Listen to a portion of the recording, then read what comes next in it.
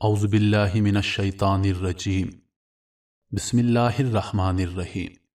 تمام سننے اور دیکھنے والوں کو السلام علیکم۔ آپ دیکھ رہے ہیں روحیل وائس چینل۔ محترم خواتین و حضرات، آج کی ہماری ویڈیو ایک نہایت اہم ٹاپک پر مشتمل ہے، جس میں ہم قیامت کی نشانیوں کے بارے میں پڑھیں گے۔ قیامت کی نشانیوں کے بارے میں بہت سی احادیث اور اسلامی کتابوں میں بہت جگہ ذکر کیا گیا ہے، جن کا اگر تفصیلی مطالعہ کریں تو پتہ چلتا ہے کہ قیامت کی بہت سی نشانیاں پوری ہو چکی ہیں اور چند ایک رہتی ہیں۔ حال ہی میں UAE میں ایک واقعہ پیش آیا جس میں ایک مندر کا افتتاح کیا گیا۔ بہت سے علماء کرام UAE میں بن اس مندر کو قیامت کی نشانی کے ساتھ منسلک کر رہے ہیں۔ اس مندر کو حضور اکرم صلی اللہ علیہ وآلہ وسلم کی اس حدیث کے سچا ہونے کے حوالے سے دیکھا جا رہا ہے، جس میں حضور صلی اللہ علیہ وآلہ وسلم نے عرب قبائل کے بت پرستی میں مبتلا ہونے کی پیشن گوئی فرمائی تھی۔ حدیث کے مفہوم کے مطابق نبی آخر الزمان صلی اللہ علیہ وآلہ وسلم نے فرمایا کہ قیامت اس وقت تک قائم نہیں ہوگی جب تک کہ عرب کے کچھ قبائل مشرکین کے ساتھ مل کر بتوں کی عبادت نہ کرنے لگیں۔ واضح رہے کہ کچھ روز پہلے بھارتی وزیر اعظم نے ابو ظبی میں بنائے گئے بت قدے کا افتتاح کیا۔ اس موقع پر عرب شیخوں نے بھارتی وزیر اعظم کے ساتھ نہ صرف مندر کے افتتاح کی تقریب میں شرکت کی، بلکہ جدت پسند عربوں نے پوجا پاٹ میں بھی حصہ لیا۔ اس واقعے کی تصاویر منظر عام پر آئیں تو مسلمانوں میں سخت غم و غصہ پھیل گیا اور اس پر شدید احتجاج کا سلسلہ شروع ہو گیا۔ افسوس کی بات ہے کہ جن بتوں کو نبی کریم صلی اللہ علیہ وآلہ وسلم نے اپنے ہاتھوں سے توڑا تھا، آج انہی بتوں کو دوبارہ عرب کی پاک سرزمین پر لایا جا رہا ہے۔ اور قیامت کی نشانیوں میں سے ایک نشانی یہ بھی ہے کہ کافر مندر کے گرد پھر سے چکر لگائیں گے۔ حضور اکرم صلی اللہ علیہ وآلہ وسلم نے فرمایا، جس کا مفہوم ہے کہ قیامت کی بڑی نشانیاں تسبیح کے دانوں کی طرح ہیں، جب تسبیح ٹوٹتی ہے تو دانے بکھر جاتے ہیں۔ قیامت کی بڑی نشانیاں کون سی ہیں؟ ان میں دجال کا خروج۔ دنیا جب سے بنی ہے تب سے قیامت تک دجال سے بڑا فتنہ نہ تو آیا ہے نہ آئے گا۔ حضرت عیسیٰ علیہ السلام کا نزول، یاجوج اور ماجوج، ان کے قبیلے کا کسی کو علم نہیں کہ کہاں ہیں، اور ان کو ذوالقرنین نے اللہ کی مدد سے کہاں قید کیا تھا۔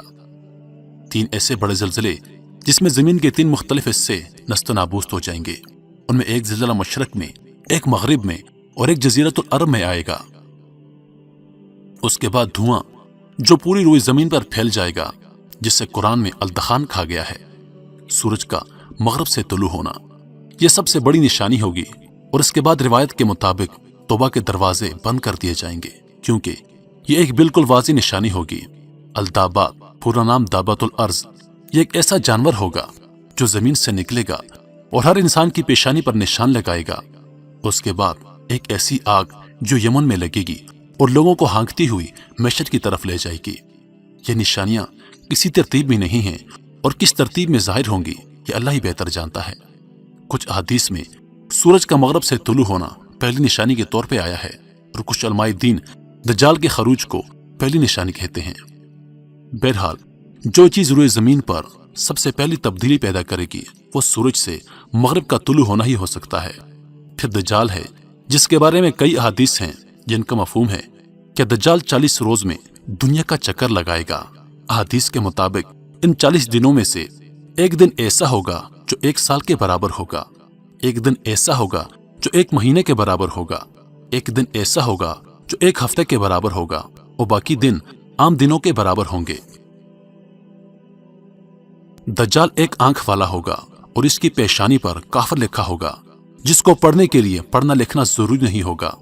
اس کے لیے صرف ایمان کا ہونا ہی کافی ہوگا، اور یہی ایمان پڑھے لکھے یا ان پڑھ یا زبانوں کے اختلاف کو ختم کر دے گا۔ مکہ اور مدینہ کے علاوہ دجال دنیا کے ہر مقام تک جائے گا۔ اس کی ایک جنت ہوگی اور ایک جہنم ہوگی، جبکہ در حقیقت اس کی جہنم جنت اور اس کی جنت جہنم ہوگی۔ رسول اللہ صلی اللہ علیہ وآلہ وسلم نے فرمایا کہ اگر تم میں سے کوئی اس زمانے کو پائے تو آنکھیں بند کر کے اس کی آگ میں کود جانا، وہاں ٹھنڈا پانی ہوگا۔ دجال بہت طاقتور ہوگا، ایک انتہائی طاقتور فتنہ۔ وہ تمام لوگ جن کا ایمان کمزور ہوگا اس کی طرف کھینچے جائیں گے اور اس کی باتوں کو اپنا لیں گے، ان پر عمل کریں گے، لیکن وہ سب جھوٹ ہوگا، اور جھوٹ چاہے کتنا ہی طاقتور کیوں نہ ہو ایک نہ ایک دن کھلتا ضرور ہے۔ دجال حضرت عیسیٰ علیہ السلام کے ہاتھ سے قتل ہوگا، اور یہ واقعہ فلسطین میں بابلت کے مقام پر پیش آئے گا۔ حضرت عیسیٰ علیہ السلام فجر کی نماز کے وقت دمشق کی ایک مسجد میں نازل ہوں گے، ان کے ہاتھ فرشتوں کے پروں پر ہوں گے، نماز کا وقت ہو چکا ہوگا، اور مسلمان حضرت امام مہدی کی امامت میں نماز ادا کرنے کے لیے تیار ہوں گے۔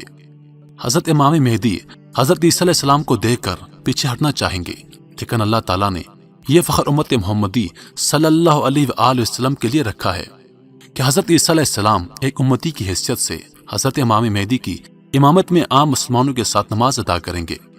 اس کے بعد کے واقعات میں دجال سے جنگ ہے، اور اس کے قتل کے بعد اللہ تعالیٰ کے حکم سے حضرت عیسیٰ علیہ السلام امت مسلمہ کو لے کر پہاڑی طور پر روانہ ہوں گے، کیونکہ یاجوج ماجوج کا خروج ہو چکا ہوگا اور ان سے مقابلہ کرنا آسان نہیں ہوگا۔ وہ تعداد میں اتنے زیادہ ہوں گے کہ ہر سمت سے حملہ آور ہوں گے، زمین کا سارا پانی پی جائیں گے، لوگ ان سے بھاگیں گے، اور پھر جب وہ سمجھیں گے کہ انہوں نے تمام لوگوں کو ختم کر دیا تو وہ اپنے تیر آسمان کی طرف چلانا شروع کر دیں گے۔ اللہ تعالیٰ ان کے تیروں کو خون آلود کر کے واپس بھیجے گا۔ وہ خوش ہو کر کہیں گے کہ ہم نے زمین والوں کو تو ختم کر دیا ہے، اب آسمان والوں پر بھی ہم نے غلبہ حاصل کر لیا ہے۔ پھر وہ مسلمانوں کا محاصرہ کریں گے، اور وہ محاصرہ بہت سخت ہوگا۔ حضرت عیسیٰ علیہ السلام اور تمام مسلمان اللہ سے دعا کریں گے، اور اللہ تعالیٰ ان کی دعا قبول فرما کر یاجوج اور ماجوج پر عذاب بھیجیں گے، جو کہ کیڑوں کی شکل میں ان کے جسموں میں داخل ہوگا اور ان کو مار دے گا۔ حضرت عیسیٰ علیہ السلام مسلمان باہر آئیں گے، لیکن روئی زمین پر کوئی ایسی جگہ نہیں ہوگی جہاں یاجوج اور ماجوج کی لاشیں موجود نہ ہوں۔ وہ تعداد میں اتنے زیادہ ہوں گے کہ ساری زمین ان کی لاشوں سے پر ہوگی۔ حضرت عیسیٰ علیہ السلام دوبارہ دعا فرمائیں گے، اور اس بار اللہ تعالیٰ بارش بھیج کر پوری زمین کو صاف فرما دیں گے۔ اس کے بعد حضرت عیسیٰ علیہ السلام صلیب کو توڑ کر ختم کر دیں گے، اور اس طرح وہ شرک جو حضرت عیسیٰ علیہ السلام کے نام پر ہو رہا تھا ہمیشہ کے لیے ختم ہو جائے گا۔ اس کے بعد خنزیر کا خاتمہ ہوگا۔ یہ وہ وقت ہوگا جب ایک بار پھر سے زمین پر عدل قائم ہو رہا ہوگا۔ اس دور میں اسلام کے علاوہ تمام دیگر مذاہب کا خاتمہ کر دیا جائے گا، صرف اسلام باقی رہے گا۔ مسلم کی 2 حدیث ہیں، ایک میں ہے کہ حضرت عیسیٰ علیہ السلام زمین پر 40 برس رہیں گے، اور ایک میں ہے کہ 7 برس تک زمین پر رہیں گے۔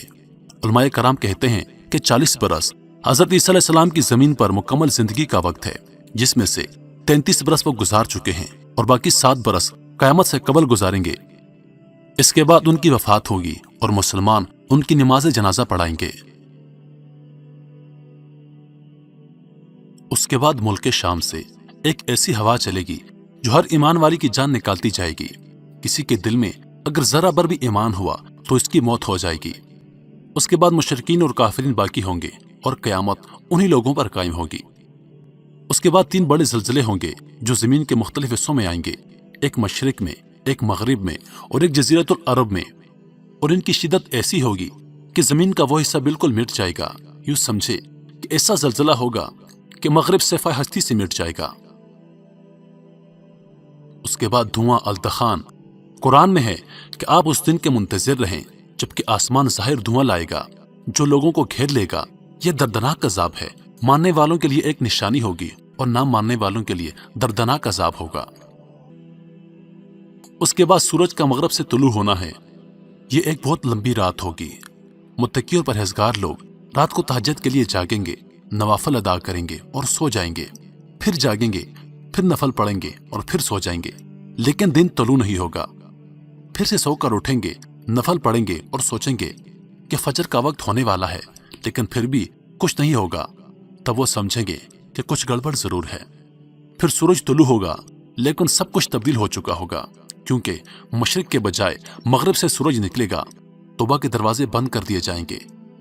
ایک واضح نشانی آسمان پر پریاب و تاب سے چمک رہی ہوگی۔ قرآن کریم کے تمام حروف آسمان پر اٹھا لیے جائیں گے، صرف اور صرف سادہ کاغذ رہ جائیں گے۔ لوگ توبہ کرنا چاہیں گے، لیکن تب بہت دیر ہو چکی ہوگی۔ الدابتا، یہ ایک ایسا جانور ہوگا جو مومن اور کافرین کو الگ الگ نشانی لگائے گا، لوگوں سے بات کرے گا۔ اس کے ایک ہاتھ میں حضرت موسیٰ علیہ السلام کا عصا ہوگا، اور ایک ہاتھ میں حضرت سلیمان علیہ السلام کی مہر ہوگی۔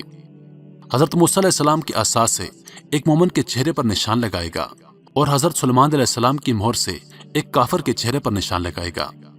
हदीस में है कि लोग साथ खाएंगे और एक दूसरे को या मोमिन या काफिर कहकर बुलाएंगे। उसके बाद एक जबरदस्त आग होगी जो यमन से लगेगी और लोगों को हाँकती हुई मैशर की तरफ ले जाएगी।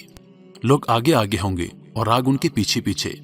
जो पीछे रह जाएंगे वो जल जाएंगे। यमन में कई आतशफिशाओं के दहाने मौजूद हैं। ख्याल यही किया जाता है कि ये आग यहीं से निकलेगी। मैदान हशर के बारे में इख्तिलाफ है। बाज लोग अरफात के मैदान को भी कहा जाता है, जबकि शाम, उर्दन, लेबनान और फलस्तीन के मकामात की तरफ भी इशारा है। यही बैतुल मुकद्दस भी है और कई अहादीस में आप सल्लल्लाहु अलैहि वसल्लम ने इस मकाम को यानी बैतुल मुकद्दस और फलस्तीन की तारीफ फरमाई है। मुसलमान आलम यहीं पर मुसलसल मसरूफ जहाद हैं। तमाम बड़ी जंगें यहीं पर हुई हैं और ये दुनिया का वाहिद हिस्सा है जहां रोज अव्वल से जहाद जारी है और यहीं पर दज्जाल और यहूदियों का खात्मा भी होगा। प्यारे दोस्तों, उम्मीद करता हूं आप लोगों को ये वीडियो पसंद आई होगी। अगर आप लोगों को हमारी वीडियोस पसंद हैं तो कमेंट के जरिए अपनी राय का इजहार जरूर कीजिए और मजीद वीडियोस देखने के लिए हमारे चैनल को सब्सक्राइब करें और दिन के ताज़ा तरीन अपडेट्स हासिल करने के लिए चैनल पर मौजूद घंटी के बटन को दबा दें ताकि हमारी वीडियोस सबसे पहले आप तक पहुंचे।